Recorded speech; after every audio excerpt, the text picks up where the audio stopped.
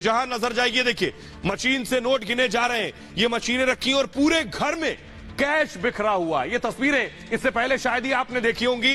दूसरी तस्वीर मैं आपको दिखाने जा रहा हूं, देखिए जरा, ये देखिए, ये कैश गिनने की, नोट गिनने की मशीन ले जा रहे हैं इनकम टैक्स विभाग के लोग, कर्मचारी, और नोट गिनने की मशीन अंदर पहुंची और उसके बाद नोटों की गिनाई शुरू हो गई। और स्थिति आप ये थी कि नोट गिनने वाली मशीन भी थक गई और उसके बाद इन नोटों को बक्से में भरा गया। फुल स्क्रीन जरा तस्वीरें दिखाऊं मैं उन बक्सों की जिनमें भरा गया। गिनिए जरा बक्से, ये जो आप स्टील के बक्से देख रहे हैं, इन बक्सों में इन नोटों को भर दिया गया है। ये कैश की काली कोठरी, ये कानपुर से कैश बरामद हुआ। कानपुर के इत्र कारोबारी पीयूष जैन के घर से ये कैश बरामद हुआ। आइए जरा आपको इनका तारुफ कराएंगे, लेकिन उससे पहले बताता हूं कि ये कैश की काली कोठरी में क्या क्या था, कितना पैसा निकला, कितनी में गिनाई हुई, कितने टाइम में गिनाई हुई। देखिए जरा, ये मैं आपको दिखाने जा रहा हूं। काली कमाई की कुबेर को आप देख रहे हैं। ये देखिए जरा, नोटों की गड्डियां आप देख रहे हैं, जहां तक नजर जाएगी नोट ही नोट नजर आएंगे। तिजोरी भी आपके सामने आप देख रहे हैं जिसमें नोट ही भरे हुए हैं। देखिए जरा, इत्र कारोबारी के घर इनकम टैक्स ने रेड की। थोड़ा बहुत नहीं, बताया जा रहा है लगभग 160 करोड़ से ज्यादा का कैश बरामद हुआ है। जो तस्वीरें हमने आपको दिखाई, 500 के नोटों की गड्डियों के बंडल मिले। 500 के नोट, ये जो आप गड्डी देख रहे हैं, 500 के नोट की गड्डियां थी, उसके बंडल थे। बंडल के चारों तरफ टेप लगा दिया गया था, एक एक बंडल में टेप लगा हुआ था। गुरुवार शाम से, सोचिए जरा, कल शाम से नोटों की गिनती जारी थी। कल शाम से नोट गिने जा रहे थे और देर रात तक 4 मशीनों से 40 करोड़ रुपए गिन दिए गए। 40 करोड़ 4 मशीन से गिने गए। उसके बाद क्या हुआ, नोट गिनने की 4 मशीन लेकर पहुंची उसके बाद टीम, और गिनती के लिए एसबीआई के कर्मचारी बुलाए गए और कर्मचारियों ने नोट गिनने शुरू किए। नोट गिनने की 6 और मशीनें मंगवा ली गई। उसके बाद इतना नोट आ गया। नोटों की गिनती के दौरान मशीनें मंगाई गई और ज्यादा, और एलबैंड हटाएंगे, नोटों की गिनती बीच में ही रोक दी गई। सोचिए जरा, इतनी ज्यादा नोट थे, इतनी मशीनें पहुंची कि मशीन गर्म हो गई और गिनती रोकनी पड़ी। 13 मशीनों से हुई नोटों की गिनती। सोचिए जरा, एक दो नहीं, 13 मशीनें मंगाई गई जिससे नोटों की गिनती हुई। कैश रखने के लिए सोचिए लोहे के बॉक्सेस मंगाए गए, लोहे के बक्सों में कैश की गिनती हुई। 50 से ज्यादा बक्सों में कैश को रखा गया था। सोचिए, लोहे के 50 बक्से मंगाए गए, उसमें कैश रखा गया। ये आप देख रहे थे, मैं आपको बता रहा था कैसे नोटों की गिनती शुरू हुई, लेकिन आइए अब आपको दिखाने जा रहा हूं। उसके बाद इन बॉक्सेस को ट्रक में भरा गया, वो तस्वीरें मैं दिखाने जा रहा हूं। ये देखिए जरा, इस बक्से को, ये जो लोहे के बक्से आप देख रहे हैं, इन्हें ट्रक्स में रखा गया। फुल स्क्रीन जरा तस्वीर में दिखाऊं, लोहे के बक्सों में कैसे कैश, और इस बक्सों को ट्रक में रखा गया। एक ट्रक में लगभग 25 बॉक्सेस रखे गए। पीयूष जैन के घर से इन ट्रक्स को ले जाया गया उसके बाद। लेकिन आइए अब मैं आपको दिखाऊंगा वो घर जिसमें ये नोट मिले। सोचिए जरा, जिस घर में 160 करोड़ रुपए मिले, वो घर कैसा होगा। वो घर एक किला था, किला जिसमें परिंदा भी पर नहीं मार सकता। देखिए जरा घर, ये है वो घर जिसकी तस्वीरें आप देखकर समझ पाएंगे कि इस घर में नोट रखे थे। कटीली तारें दिखाई दे रही हैं, लोहे के तार लगे हैं घर में। इसमें 160 करोड़ रुपया कैश था। जरा देखिए, काली कमाई के इस किले की अंदर की तस्वीरें देखिए।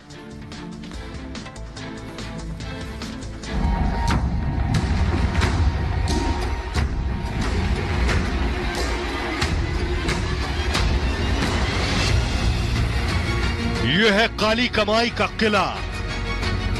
इसी घर में छिपा कर रखे गए थे करोड़ों रुपए। इन तस्वीरों को गौर से देखिए, ये जैन भाइयों का वो ही बंगला है जहां काली कमाई का अकूत साम्राज्य जमा किया गया था। बंगले की इन तस्वीरों को देखिए, बंगले के चारों तरफ कंक्रीट की मोटी दीवारें बनाई गई। दीवार के ऊपर पहले लोहे का जाल बिछाया गया और लोहे के जाल के ऊपर लोहे के कटीले तार लगाए गए। इत्र कारोबारी पीयूष जैन की काली कमाई से बनाया गया किला, साफ तौर पर तस्वीरें आपको दिखाएंगे पीयूष जैन के इस किले की। देखिए कैसे अपनी काली कमाई से इस किले को बनाया है। साफ तौर पर जो कांटे वाले तार हैं वो लगा रखे हैं ताकि कोई अंदर ना जा सके। और अगर बात की जाए तो बाउंड्री को आप खुद देख सकते हैं कि कितनी ऊंची बाउंड्रियां बनवा रखी, लेकिन साफ तौर पर यहां पर कोई भी सीसीटीवी नहीं है। चूंकि लगातार कैश आता और जाता रहा, इसलिए यहां पर कैश की वजह से सीसीटीवी खुद पीयूष जैन ने नहीं लगवा रखा था। अब जरा इस महफूज और बख्तरबंद किले के सामने की तरफ चलते हैं। देखिए बंगले के गेट पर लोहे के नुकीले सरिये लगे हैं जिससे कोई इसे लांघने के बारे में सोच भी ना सके। इतना ही नहीं, बंगले के चारों तरफ बनाई गई इस दीवार के ऊपर लोहे के नुकीले सरिये लगे हैं और उनके आसपास लोहे के कटीले तार। अब बंगले की खिड़कियां देखिए, काले शीशे लगे हैं जिससे कोई अंदर झांक न सके और उसे यह भी पता न चल सके कि अंदर आखिर क्या हो रहा है। अगर तस्वीरें आपको दिखाएं तो देखिए किस तरह से काले शीशे जो खिड़कियों पर लगे हैं चूंकि कोई अंदर ना देख सके, और साफ तौर पर जो कांटे वाले तार हैं वो लगा रखे हैं ताकि कोई अंदर ना जा सके। अब जरा इमारत के अंदर की तस्वीर आपको दिखाते हैं। देखिए मेन गेट से अंदर जब बंगले में एंट्री होगी तो पहले आपको स्टील से बने फौलादी गेट से पार होना होगा। अब एक बड़ा सवाल इसमें यह है कि इस भारी मात्रा में मिले कैश का क्या करने वाला था पीयूष। चूंकि उत्तर प्रदेश में नजदीक है चुनाव, कहीं इस पैसे का इस्तेमाल चुनाव में तो नहीं होना था। यही वो किलेनुमा इमारत है जहां छापा मारकर करोड़ों की काली कमाई का जखीरा बरामद किया गया है। कैश की काली कोठरी की ये तस्वीरें आज से पहले आपने कभी नहीं देखी होंगी। और आइए इतनी काली कमाई इकट्ठा करने वाले हैं कौन, उनके बारे में आपको जरा तारुफ करा देते हैं। किसके घर से निकले हैं ये 160 करोड़ रुपए। देखिए जरा आपको बताऊं, यूपी के कन्नौज के रहने वाले हैं, उत्तर प्रदेश के कन्नौज के रहने वाले हैं। कन्नौज के अलावा कानपुर में भी इनका घर है, कन्नौज से लगभग 1 घंटे की दूरी है।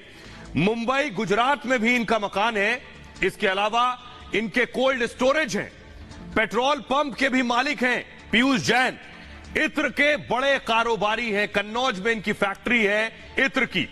इसके अलावा मुंबई में भी इनके इत्र के बड़े शोरूम हैं और साथ ही साथ इत्र को विदेशों तक निर्यात भी करते हैं उनका। और थोड़ी बहुत नहीं, 40 कंपनियों के मालिक हैं, एक दो नहीं 40 कंपनियों के मालिक है पीयूष जैन। ये इनका तारुफ है। इसके अलावा आपको बताऊं कि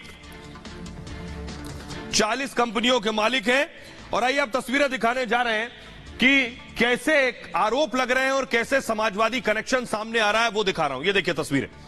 ये जो इत्र है, ये इत्र समाजवादी इत्र पिछले हफ्ते लॉन्च किया गया और दावा यह किया जा रहा है, बीजेपी की तरफ से आरोप यह लग रहा है कि अखिलेश यादव के करीबी हैं ये, ऐसा बीजेपी का आरोप है। और ये समाजवादी इत्र जो है ये पीयूष जैन का इससे ताल्लुक है। आइए आपको बताता हूं कि कैसे समाजवादी पार्टी से कनेक्शन का आरोप लग रहा है। देखिए जरा क्या कनेक्शन है दोनों का, ये आपको दिखाने जा रहा हूं। देखिए समाजवादी पार्टी के करीबी हैं पीयूष जैन, ऐसा आरोप है। अखिलेश के नजदीकी बताए जाते हैं और समाजवादी इत्र लॉन्च किया था जो पिछले हफ्ते लगभग लॉन्च हुआ है। इत्र के लॉन्च के वक्त अखिलेश यादव मौजूद थे। महीने भर पहले लखनऊ में इसकी लॉन्चिंग हुई थी और 22 फूलों से इत्र बनाया गया था। ये जो समाजवादी इत्र था खास किस्म के 22 फूलों के जरिए बनाया गया था और चुनाव से पहले इसकी लॉन्चिंग हुई थी। समाजवादी पार्टी के एमएलसी हैं एक पंपी जैन। पंपी जैन से करीबी रिश्ता बताया जाता है पीयूष जैन का। लेकिन आपको बताऊं कि अखिलेश यादव ने इस पर सफाई दी है। उनका कहना है कि उनका कोई ताल्लुक नहीं है इनसे। देखिए अखिलेश यादव ने क्या कहा ये आपको बताएं। उससे पहले जरा रिपोर्ट देखिए। बीजेपी अब समाजवादी पार्टी पर हमलावर है। देखिए रिपोर्ट। और अभी तक इन्हीं का इंतजार था कि इनकम टैक्स कब आएगा डिपार्टमेंट। अभी तो इनकम टैक्स आया है, ईडी आएगा, सीबीआई आएगी, न जाने कौन कौन सी संस्थाएं आएंगी। इनकम टैक्स के छापे पड़ रहे थे लेकिन समाजवादी पार्टी को पीड़ा हो रही थी। चोर की दाढ़ी में तिनका। समाजवादी पार्टी के 3 लोगों का रेड हुआ, कुछ भी नहीं मिला कहीं भी। झूठ बोलता है अगर कोई कहता है किसी इनकम टैक्स के अधिकारी ने कहा कुछ मिला? समाजवाद की टोटियों में से, समाजवाद के इत्र में से नोटों की गड्डियां निकल रही हैं। रेड पर हंगामा तो खूब कटा, सियासत भी जमकर हुई, लेकिन जब इत्र कारोबारी के घर से नोटों की खुशबू इनकम टैक्स विभाग को खींच ले गई और गुफा खुली तो आंखें फटी की फटी रह गईं। अखिलेश अब तक रेड को चुनावी बता रहे थे, तो नोटों का खजाना खुलने के बाद अब बीजेपी हमलावर हो गई है। लंबे समय से मैं सोच रहा था कि समाजवादियों की टोटियों से निकलता क्या है।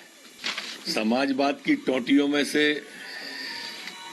समाजवाद के इत्र में से नोटों की गड्डियां निकल रही हैं। जैसी नोटों की गड्डियां टीवी और अखबार में मैं देख रहा हूं, ऐसी तो पिक्चरों में भी नहीं देखी जो समाजवादियों के यहां मिल रही। साइकिल वाला इतर बनवा के, समाजवादी के नाम से इतर बना के लोगों को लगवा रहे थे और बोतल दिखा रहे थे, तो उस समय उनको नहीं याद आ रहा था करोड़ों रुपए मिल रहा है जो उनके भ्रष्टाचार का रुपया है और इलेक्शन में वो इस्तेमाल करने वाले। समाजवादी पार्टी के तमाम करीबियों के यहाँ लगातार इनकम टैक्स और ईडी के छापे पड़ रहे हैं, जिसमें सैकड़ों करोड़ के कैश का खुलासा हो रहा है। समाजवादी पार्टी की साइकिल फिर परास्त होगी और उत्तर प्रदेश में योगी आदित्यनाथ जी की एक बार फिर विजय सुनिश्चित होगी। समाजवादी पार्टी के मुताबिक अखिलेश का इत्र कारोबारी पीयूष जैन के साथ कोई रिश्ता नहीं है। समाजवादी पार्टी के 3 लोगों के यहाँ रेड हुआ, मैनपुरी में मनोज के यहाँ, मऊ में राजीव राय के यहाँ, लखनऊ में नीटू के यहाँ। कुछ भी नहीं मिला कहीं भी। झूठ बोलता है अगर कोई कहता है। किसी इनकम टैक्स के अधिकारी ने कहा कुछ मिला? और आइए अब आपको बताते हैं कि आखिर अखिलेश यादव ने इस पर क्या प्रतिक्रिया दी है। अखिलेश यादव सामने आए और उन्होंने ट्वीट किया। देखिए जरा, जब चारों तरफ से हमला हुआ तो अखिलेश यादव ने एक शख्स के ट्वीट को रीट्वीट किया। अखिलेश ने क्या लिखा? अखिलेश ने लिखा, कानपुर में शिखर पान मसाला ग्रुप। एक ट्वीट को रीट्वीट किया अखिलेश ने, और इत्र कारोबारी पीयूष के घर पर पड़े छापे और बरामद नकली नोटबंदी की विफलता की कहानी बयां कर रही है। बीजेपी पीयूष जैन और शिखर पान मसाले को एसपी से जबरन जोड़कर सपा को बदनाम कर रही है। एसपी एमएलसी पंपी जैन से पीयूष का कोई ताल्लुक, कोई मतलब नहीं है। यह अखिलेश यादव ने एक ट्वीट को रीट्वीट किया था। आइए अब आपको दिखाने जा रहा हूं। दरअसल पिछले दिनों अखिलेश के करीबियों पर रेड पड़ी थी। अखिलेश के करीबियों के ठिकानों पर रेड पड़ी थी। ये वो तस्वीरें मैं आपको दिखा रहा हूं। लेकिन आइए, ये राजीव राय के घर की रेड की तस्वीरें मैं आपको दिखा रहा हूं। अखिलेश के किन करीबियों पर रेड पड़ी जिसके बाद अखिलेश पर हमले शुरू हो गए, वो देखिए जरा। अखिलेश के नजदीकी बताए जाते हैं, पार्टी के प्रवक्ता रहे हैं, उनमें है राजीव राय। ग्रिड हटाएंगे जल्दी से। समाजवादी पार्टी के नेता हैं, समाजवादी पार्टी के नेता है। मऊ में आवास पर आईटी रेड हुई राजीव राय के। 15 घंटे तक ये छापेमारी चलती रही। और जैनेंद्र यादव, अखिलेश यादव के ओएसडी हैं, इनके घर पर भी रेड हुई। जैनेंद्र के घर पर आयकर की रेड हुई। और अगले मनोज यादव हैं, समाजवादी पार्टी के नेता हैं, और मैनपुरी स्थित घर आईटी का छापा हुआ इनके घर पर, मनोज यादव के घर पर। 5 शहरों में 12 ठिकानों पर यह छापेमारी की गई। अखिलेश के करीबी होने का दावा राहुल भसीन के लिए कहा जाता है। अखिलेश के करीबी होने के दावा राहुल भसीन पर भी रेड हुई। आइए आपको दिखाने जा रहा हूं कि आज जो छापेमारी हुई है, यह छापेमारी पीयूष जैन जो इत्र कारोबारी है, इनके किस किस ठिकानों पर छापेमारी हुई वो देखिए जरा। पीयूष जैन के घर अलग अलग शहरों में है। उनमें उनके घर, कानपुर के घर, कन्नौज में परफ्यूम फैक्ट्री है, उस पर रेड हुई। कन्नौज में कोल्ड स्टोर है, उस पर रेड हुई। पेट्रोल पंप बताया जाता है, उस पर रेड हुई और उनके घर पर रेड हुई। इसके अलावा मुंबई के घर पर भी छापेमारी हुई। इस तरह की खबरें हैं। शोरूम पर छापेमारी हुई। आइए अब आपको बताते हैं, जिस वक्त रेड हुई वो तस्वीरें हम आपको दिखाने जा रहे हैं। ये देखिए जरा, ये उनके घर की रेड की तस्वीरें हैं जब इनकम टैक्स, फुल स्क्रीन जरा तस्वीरें लीजिए। इनकम टैक्स की जब टीम पहुंची, देखिए जरा, इनकम टैक्स की टीम पहुंची, घर का दरवाजा खुलवाया और अंदर पहुंचे। और उसके बाद जो तस्वीरें देखी वो तो मैंने आपको बता दिया कि आखिर अंदर जाकर क्या देखने को मिला। लेकिन मैं आपको बताने जा रहा हूं कि ये काली कमाई आई कहां से, काली कमाई जुटाई कहां से। आप ये जानना चाहते होंगे कि ये पैसा 160 करोड़ रुपया किसी कारोबारी के पास कहां से आ जाता है, कैसे ये लोग इतना पैसा इकट्ठा कर लेते हैं। वो मैं आपको बताने जा रहा हूं। ये देखिए जरा, ये है तरीका। कहां से आ रहा है 160 करोड़ रुपए? तो ये है तरीका। मैं आपको बताऊं कि बुधवार को शिखर मसाला जो है, पान मसाला, वहां छापा पड़ा। जीएसटी इनकम टैक्स ने छापे मारा। शिखर पान मसाले का नाम सुना होगा आपने। टीम को टैक्स चोरी की टिप वहीं से मिली कि टैक्स की बड़ी चोरी कर रहे हैं ये बड़े कारोबारी। आज क्या हुआ? पीयूष जैन के यहां उसके बाद छापेमारी कर दी गई। पीयूष जैन की करीब 40 कंपनियां, सोचिए एक दो नहीं, इन बड़े कारोबारियों की कंपनियां भी बहुत सी होती हैं। 40 कंपनियां, कई फर्जी कंपनियां चल रही थी। ये लोग काली कमाई बनाने के लिए फर्जी कंपनियां खोलते हैं। आगे आपको बताएंगे फर्जी कंपनियों से करते क्या है। ये फर्जी कंपनियों से 150 करोड़ की टैक्स चोरी की। फर्जी कंपनियों पर 100 करोड़ का लोन भी ले लिया। सोचिए, कंपनियां शेल कंपनियां, और उस पर लोन भी 100 करोड़ का ले लिया। मोटी रकम के हेर फेर करने के दस्तावेज मिले। टैक्स चोरी के लिए फर्जी बिलों का इस्तेमाल किया गया और फर्जी फर्म के नाम से ये बिल बना लेते थे। 50,000 तक के जो फेक बिल है वो फर्जी होते थे। 200 फेक बिल बरामद हुए हैं और आपको बताऊं कि 4 ट्रकों में ये फर्जी बिल मिले हैं। कच्चे तैयार माल में अंतर पाया गया है। किस तरह ये एजेंसियों को मूर्ख बना रहे थे। फैक्ट्री में स्टॉक चेक हुआ, तब जाकर शक हुआ और जीएसटी बचाने के लिए ये पूरा फर्जीवाड़ा किया गया। आइए अब आपको बताने जा रहा हूं, ये पहली तस्वीर नहीं है। ये जो खजाना आप देख रहे हैं, ये देश के किसी राज्य से पहली तस्वीर आई हो ऐसा नहीं हो। इससे पहले आपको दिखाऊं, ये तस्वीर देखिए जरा। ये कुछ दिन पहले तस्वीर मैंने आपको दिखाई थी। कर्नाटक से आए थे, जहां पाइप से कैश निकाल रहा था। फुल स्क्रीन जरा दिखाइए तस्वीरें। कर्नाटक की तस्वीर, पाइप से कैश निकल रहा था और रेड पड़ी। रेड के बाद पता चला कि पाइप में पैसा भरा गया था। बाल्टी भर भर के पैसा निकाला गया। यह भी काला कारोबार था, काली कमाई थी। किस तरह से पैसा छिपाया गया, टैक्स का पैसा किस तरह से छिपाया जा रहा था, वो मैंने आपको दिखाया। एक और तस्वीर मैं आपको दिखाऊंगा, तमिलनाडु की तस्वीर है। आइए दूसरी तस्वीर मैं आपको दिखाने जा रहा हूं कि देखिए जरा, ये है तमिलनाडु की दूसरी तस्वीर। ये देखिए जरा, नोट ही नोट नजर आ रहे हैं, चारों तरफ नोट। फुल स्क्रीन जरा दिखाऊं तस्वीर। नोट है और गोल्ड है। ये भी रेड के दौरान पकड़ा गया, जो ये बताता है कि कैसे देश के अलग अलग शहरों में ये काली कमाई के कुबेर इकट्ठा कर रहे थे। आइए अब आपको बताता हूं कि आखिर ये कैसे इकट्ठा करते हैं इतना पैसा, क्या जरिया है इतना पैसा इकट्ठा करने का। ये आपके सामने देखिए जरा, होता क्या है। ये क्या करते हैं कि कागजों पर ये फर्जी कंपनियां बनाते हैं। इसे अगर आपने समझ लिया तो आप समझेंगे ये कहां से कमाई करते हैं। कागजों पर बनाते हैं बहुत सी फर्जी और शेल कंपनियां। कागजों पर उन सबकी एंट्री होती है। कहा जाएगा इनकी 40 कंपनियां। काली कमाई को व्हाइट करने के लिए ये फर्जी कंपनियां बनाते हैं। होता क्या है, इन फर्जी कंपनियों के जरिए टैक्स बचाते हैं। ये टैक्स बचाने के लिए इन कंपनियों को खोलते हैं, रकम को खर्च के तौर पर दिखाते हैं। ज्यादा से ज्यादा खर्चा बताएंगे कि कंपनी का बहुत ज्यादा खर्चा हो रहा है उन फर्जी बिल के जरिए, और उस रकम पर जो कंपनी में खर्चा हो रहा है फर्जी बिल के जरिए दिखा रहे हैं, उस रकम पर टैक्स नहीं लगता है। इस जरिए से उस पैसे को बचा के रखते हैं, वही कैश बरामद होता है। मनी लॉन्ड्रिंग के लिए भी इस्तेमाल करते हैं, दूसरे देश में उस पैसे को ले लेते हैं। झूठे कॉन्ट्रैक्ट के जरिए भी कारोबार करते हैं, यानी कॉन्ट्रैक्ट कर लिया और हकीकत में ऐसा कोई कॉन्ट्रैक्ट नहीं हुआ, और उस जरिए से भी एक काले को सफेद करते हैं। कागजों पर कीमत बढ़ा दी जाती है कॉन्ट्रैक्ट की, कंपनियों की, खर्चे की। कंपनियों के नाम पर लोन ले लेते हैं, जैसे 40 कंपनियों पर 100 करोड़ का लोन ले रखा है पीयूष जैन ने। यह है तरीका कैसे काले को सफेद करने का, और काले कुबेरों की हकीकत हमने आपको बताई। बहरहाल खबरों में आगे बढ़ते हैं। आज की एक और बड़ी खबर है, और बड़ी खबर है असदुद्दीन ओवैसी से जुड़ी, जहरीले भाईजान से जुड़ी। असदुद्दीन ओवैसी जो अपने बयानों के लिए जाने जाते हैं, आज जो बयान इस बार उन्होंने दिया है ये पहला बयान नहीं है। इससे पहले आपको याद होगा असदुद्दीन के भाई अकबरुद्दीन ओवैसी भी हूबहू ऐसा ही बयान दे चुके हैं कि कुछ वक्त के लिए पुलिस हटा लो फिर देखो। आज असदुद्दीन ओवैसी ने क्या कहा वो देखिए जरा। असदुद्दीन ओवैसी का बयान देखिए।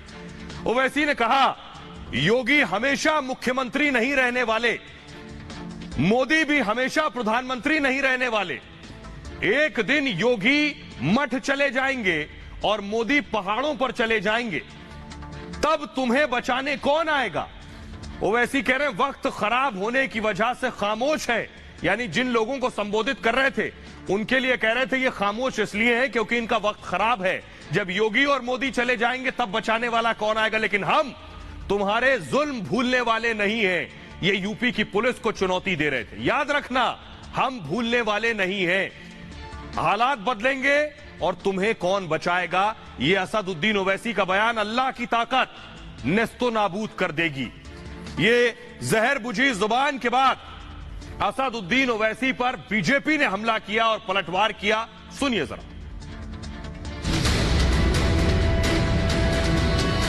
हालात बदलेंगे, कौन बचाने आएगा तुमको? ये हिंदुस्तान है, ये अफगानिस्तान नहीं है कि यहाँ तालिबान आ जाएंगे। हमेशा योगी मुख्यमंत्री नहीं रहेगा, हमेशा मोदी प्रधानमंत्री नहीं रहेगा।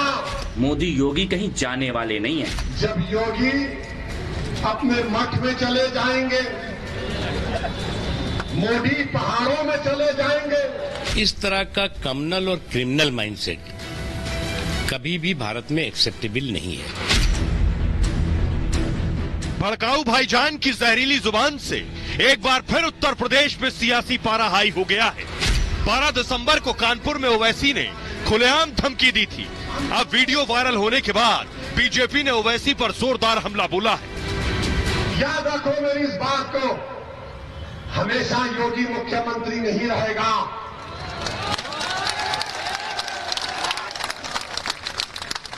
हमेशा मोदी प्रधानमंत्री नहीं रहेगा। और हम मुसलमान वक्त के एतबार से खामोश जरूर है, मगर याद रखो हम तुम्हारे जुल्म को भूलने वाले नहीं हैं। मोदी योगी कहीं जाने वाले नहीं है। इस बात को जितनी जल्दी समझ लो उतना तुम्हारे लिए अच्छा होगा। ये 1921 वाला भारत नहीं है, ये नया भारत है। इस सोहरावर्दी वाली सोच, इस जिन्ना वाली सोच, इस सोच को जड़ से खत्म किया जाएगा इस भारत में। और ये याद रखना, ये नया भारत है। भड़काऊ भाईजान इतने पर ही नहीं रुके। ओवैसी ने धमकाते हुए कहा कि जब मोदी और योगी चले जाएंगे तब कौन बचाएगा। हालात बदलेंगे, जब कौन बचाने आएगा तुमको? जब योगी अपने मठ में चले जाएंगे, मोदी पहाड़ों में चले जाएंगे, हो सकता है या कहीं पर जाकर रहेंगे। जब कौन आएगा? ये हिंदुस्तान है, ये अफगानिस्तान नहीं है कि यहाँ तालिबान आ जाएंगे। यहाँ पर कोई तालिबानी अगर आएगा तो आपको पता होना चाहिए देश में मोदी है और उत्तर प्रदेश में योगी है। दरअसल बिहार बंगाल के बाद अब उत्तर प्रदेश में ओवैसी ध्रुवीकरण की कोशिश में जुटे। और हम मुसलमान वक्त के एतबार से खामोश जरूर है, मगर याद रखो हम तुम्हारे जुल्म को भूलने वाले नहीं हैं। हम तुम्हारे जुल्म को याद रखेंगे। अल्लाह अपनी ताकत के जरिए तुमको निस्तो नाबूद करेगा इंशाअल्लाह ताला, और हम याद रखेंगे। इस तरह का कम्युनल और क्रिमिनल माइंडसेट कभी भी भारत में एक्सेप्टेबल नहीं है। और इस तरह के क्रिमिनल और कम्युनल माइंडसेट के कीड़े वाले लोगों को इस बात को समझना चाहिए कि आप। तो आइए अब आपको बताते हैं, न सिर्फ ओवैसी पर ऐसे हमले हुए बल्कि ओवैसी को ट्वीट के जरिए भी जवाब दिए गए। आइए आपको जल्दी से दिखाते हैं ओवैसी को किसने क्या जवाब दिया। संबित पात्रा ने, संबित पात्रा जो अपनी हाजिर जवाबी के लिए जाने जाते हैं, उन्होंने लिखा, किसे धमका रहे हो मियां? जब जब कोई औरंगजेब और बाबर आएगा तब तब कोई शिवाजी, महाराणा प्रताप, मोदी, योगी आ जाएगा। कौन तुम्हें बचाने आएंगे? मठ हो या पहाड़ हो, वहीं से तो महादेव आएंगे। संबित पात्रा के अलावा कपिल मिश्रा ने लिखा, ओवैसी ये ना सोचे कि ये 1921 वाला भारत है। जिन्ना वाली जहरीली सोच को निर्ममता से कुचला जाएगा। मोदी योगी अब कहीं नहीं जाने वाले हैं। कपिल मिश्रा ने आगे लिखा, ये जितनी जल्दी समझ जाओ उतना अच्छा होगा। शलभ मणि त्रिपाठी ने लिखा, सुनो हम न डरे थे मुगलों से न जिन्नावादियों से, तो तुमसे क्या खाक डरेंगे। स्वतंत्र देव सिंह ने लिखा, मठ मंदिर कौन जाएगा, ये सोचने में समय व्यर्थ ना करें। वो आगे लिख रहे हैं, कागज मांग लिए तो आप कहां जाएंगे, इसकी चिंता करिए। तो ओवैसी का जैसे जवाब था वैसे ही उन्हें जवाब भी मिला। आइए अब आपको लेकिन सुनवाते हैं। ओवैसी के जहर बुझे बयान के बाद देश के लोगों में गुस्सा है। देश के लोग क्या कह रहे हैं, जरा सुनिए। प्रचार के दौरान तो ऐसी बातें करनी ही नहीं चाहिए और विकास के तरफ जाना चाहिए। विकास के तरफ जाने के बजाय वो उल्टी बात कर रहे हैं तो वो गलत है। चुनाव पर्पज से अगर बात की जाए तो उसके अंदर विकास की बात ज्यादा होना चाहिए। आजकल चुनाव राजनीति में क्या हो रहा है सर कि विकास की बात कम हो रही है और रणनीति चल रही है। तो उनकी गलत फहमी है कि योगी और जो मोदी है ये संन्यास कर लेंगे तो ये हिंदू क्या करेंगे फिर। हिंदू चुपचाप थोड़ी बैठेंगे या सारे जितने भी हिंदू हैं सारे थोड़ी ये संन्यास में चले जाएंगे। जो मोदी और योगी को पब्लिक ने जो वो दे रखा है, स्थान दे रखा है, वो कुछ सोच के दे रखा है, वो इस लायक है। देन ये बहुत बड़ी उनकी गलत फहमी है। सिर्फ वो पुलिस वालों को धमका सकते हैं, दबा सकते हैं। पब्लिक किसी के दाव में ना तो आई है और ना ही आई। हमारा देश हिंदू मुस्लिम एकता की मिसाल है और कुल मिलाकर वही होना चाहिए। ये सब अपनी पर्सनल बात रखना या पर्सनल इस चीज का फायदा उठाना तो मैं समझता हूँ बेकार। ओवैसी एक ऐसे नेता हैं जो अब आंध्र प्रदेश से खास करके हैदराबाद से निकल के वो हिंदुस्तान में अपनी राजनीति ढूंढ रहे हैं और उनको उनके पार्टी के ही कुछ समझ ले, बाकी तो उन्हें देश में कोई मानता नहीं है। क्यों, उनकी धर्म विशेष पे राजनीति है और इससे आगे उनकी कोई सोच नहीं है। जब तुम पुलिस वाले को पूरे वो लेके आ रहे हो दबाने के लिए तो 2-4 पुलिस वाले दब गए तो उसको ये लगा कि मतलब पब्लिक ही दब जाएगी, अब तो पूरा हिंदुस्तान ही दब जाएगा। ये उसकी बहुत बड़ी गलतफहमी है। हमारे इंडिया है, ये छोटा मोटा शहर नहीं है। ये इंडिया ने अच्छे को दबाया तो फिर ये नेता क्या चीज है। तो बहुत ख्याल रखिए अपना। ये भारत की बात है में फिलहाल इतना ही। एक छोटे से ब्रेक के लिए रुक रहे हैं, लौट रहे हैं कुछ और बड़ी खबरों के साथ।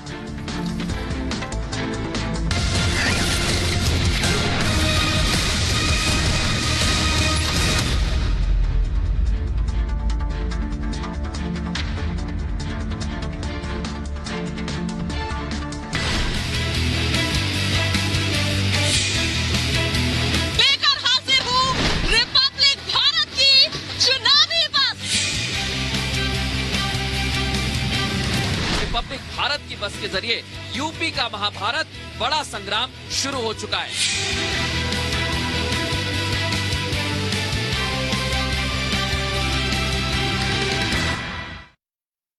नमस्कार, बहुत स्वागत है आपका। आपके साथ मैं हूं मृदुल शर्मा।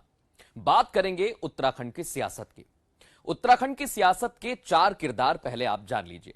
सबसे पहला नाम है हरीश रावत, जो पूर्व मुख्यमंत्री रहे हैं और अभी चुनाव प्रबंधन समिति के अध्यक्ष भी हैं। दूसरा नाम आता है नेता प्रतिपक्ष प्रीतम सिंह का। तीसरा नाम आता है कांग्रेस के अध्यक्ष गणेश गोदियाल का और चौथा नाम आता है कांग्रेस के प्रभारी देवेंद्र यादव का। इन चारों के इर्द गिर्द ही इस समय उत्तराखंड की सियासत घूम रही है। कांग्रेस में अंदर गुटबाजी को लेकर बहुत लंबे समय से सवाल उठते रहे हैं, लेकिन अब हरीश रावत के एक ट्वीट ने बवाल खड़ा कर दिया है।